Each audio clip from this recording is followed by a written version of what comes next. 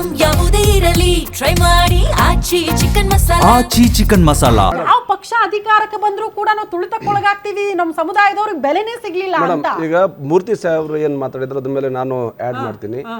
ನಿಜವಾಗ್ಲೂ ಕೂಡ ಇವತ್ತು ಈ ನಮ್ಮ ಈ ರಿಪೋರ್ಟ್ ಪ್ರಕಾರ, ನಾಗಮೋಹನ್ ದಾಸ್ ಅವ್ರ ರಿಪೋರ್ಟ್ ಪ್ರಕಾರ ಯಾವುದೇ ಸಮಾಜ ಅತಿ ಹೆಚ್ಚು ತುಳಿತಗೊಳಗಾಗಿದೆ ಅಂದರೆ ಅದು ಎಡಗೈ ಸಮಾಜ. ಈ ಡಾಟಾ ಪ್ರಕಾರ ಮೇಡಮ್, ನಾವು ಈ ಹಿಂದೆ ಸದಾಶಿವ ಆಗಿದ್ದಾಗ ಅವ್ರು 6% ಅಂದರು. ತದನಂತರ ಬೊಮ್ಮಾಯಿ ಸಾಹೇಬರು ಕೂಡ ಮಾಡಿದಾಗ ಕೂಡ 6% ಮಾಡಿದರು. ಅವೆರಡು ಡಾಟಾಗಳನ್ನ ತೆಗೆದಿಟ್ರು. ಸಿದ್ದರಾಮಯ್ಯ ಸಾಹೇಬರು ಫಸ್ಟ್ ಏನು ಅವರು ಒಳ ಮೀಸಲಾತಿ ತಂದರು, ಅವಾಗ ಇವ್ರಿಗೆ 6 ಮಾಡಿದರು, ಬಲ ಸಮಾಜದವ್ರಿಗೆ ಕೂಡ 6 ಮಾಡಿದರು. ಅಲ್ಲಿನೂ ಆಗಲಿ ಮೇಡಮ್, ಅಲ್ಲಿ ಇದೇನು ಆದಿ ದ್ರಾವಿಡ, ಆದಿ ಕರ್ನಾಟಕ, ಆದಿ ಆಂಧ್ರನೂ ಅವರು ಫ್ರೀ ಬಿಟ್ಟರು, ನೀವು ಯಾವ ಕಡೆ ಹೋಗ್ಬೋದು ಅಂತೇಳಿ. ಸೊ ಆಲ್ಮೋಸ್ಟ್ ಅಲ್ಲಿ ಕರ್ನಾಟಕದಲ್ಲಿ ಎಲ್ಲರೂ ಎಡಗೈ ಸಮಾಜದ ಸರ್ಟಿಫಿಕೇಟ್ ತೊಗೊಂಡ್ರು. ಸೊ ಅಲ್ಲಿ ಸುಮಾರು ಅವ್ರು 36 ಲಕ್ಷ ಮತ್ತು 40 ಲಕ್ಷ ಆಗ್ಬಿಟ್ರು ಅವ್ರು ಅವಾಗ. ಅದು ಒಂದು ಸೈಡಿಗೆ ಇಡಾರ ಮೇಡಮ್.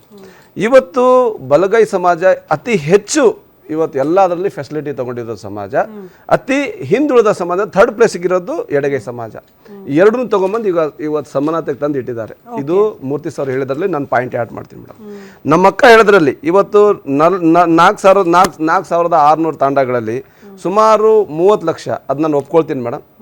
ನಮ್ಮ ತಾಂಡಾ ಅಭಿವೃದ್ಧಿ ನಿಗಮದ ಆ ನಿಗಮದಲ್ಲಿ ಕೂಡ ಸುಮಾರು 28ರಿಂದ 30 ಲಕ್ಷ ಅಂತೇಳಿ ಡಾಟಾ ನಮ್ಮ ಹತ್ರ ಇದೆ.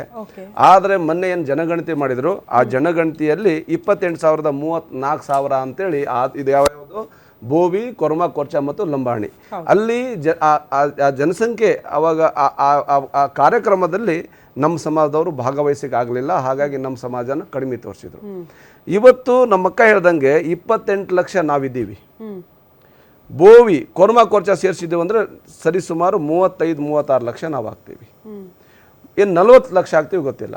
ಅದೂ ಒಂದು ಸೈಡಿಗೆ ಬಿಡೋಣ ಮೇಡಮ್. ಈಗ ಇದ್ದಿದ್ದ ಡಾಟಾ ಪ್ರಕಾರನೇ 28 ಲಕ್ಷ ಇದ್ದಿದ್ದ ಮೇಲೆ ನಮ್ಮ ಇತರೆಯವರಿಗೆಲ್ಲ ಸೇರಿಸಿದ್ರೆ 34 ಲಕ್ಷ ಆದರೂ ಕೂಡ ನಮಗೆ ಅವ್ರಿಗಿಂತ ಕಡಿಮೆ. ಇದು ನೇರವಾಗಿ ಕಾಣ್ತಾ ಇದೆ ಮೇಡಮ್.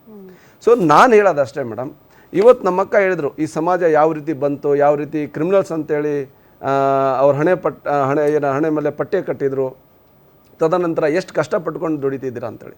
ಇಷ್ಟೆಲ್ಲ ಆದಮೇಲೇನು ಗೊತ್ತಾಗ್ತಾ ಇಲ್ಲ ಈ ಸರ್ಕಾರ ಯಾರು ಒತ್ತಡಕ್ಕೆ ಮಣಿದು. ದಯಮಾಡಿ ತಾವು ಇನ್ನೊಂದು ನೋಡ್ಬೇಕು. ಯಾಕೆ ಹೇಳಿದೆ ಇದನ್ನ ಅಂದರೆ, ಆ ರೀತಿಯಲ್ಲಿ ನಡೆದು ಬಂದಿರತಕ್ಕಂಥ ಈ ಜನಾಂಗವನ್ನು ಸ್ವತಂತ್ರವಾಗಿ ತನ್ನ ಕಾಲ ಮೇಲೆ ನಿಲ್ತಕ್ಕಂಥ ಶಕ್ತಿ ಕೊಟ್ಟಿದ್ದು ಜವಾಹರ್ಲಾಲ್ ನೆಹರು ಪ್ರಧಾನಿಯಾಗಿದ್ದಾಗ ಅನ್ನೋದನ್ನ ತಾವು ಕೂಡ ಮರಿಬಾರ್ದು.